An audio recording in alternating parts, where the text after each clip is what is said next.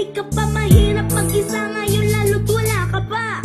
Sana nun bang una, akin ang nakita. Pagmamahal mo sa akin, kailangan ko pala. Hindi ko inaasahan mga pangyayari, bigla-bigla kasi kaya pati ako nagkanda leche. Pagiging papaya ko, promise babaguhin na. Pati pangaral mo, promise ay susundin ko na. Pasensya na sinta, hindi ako naging perfecto. Tao lang ako, nagkakasala din naman ako. Pero pipilitin kong iayos ang lahat. Basta pangako mo, hindi ka na mawawala. Sana ang mga pagkakamali ko ay iyong patatawarin na.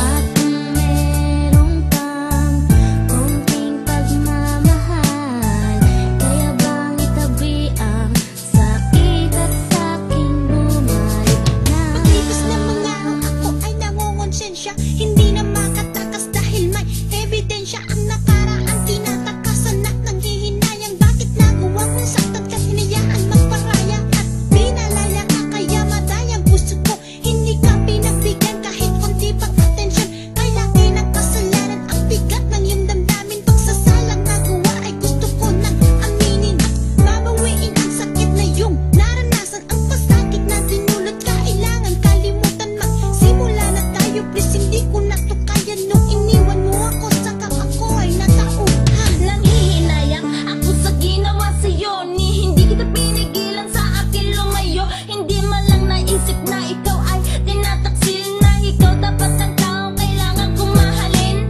Sabi nga nila sa huli ang pagsisisi, ngayon ko lang nalaman ang aking mga mali, ang aking kasalanan. Gusto ko'y paliwanag, pero lamat na relasyon hindi na nagliwanag.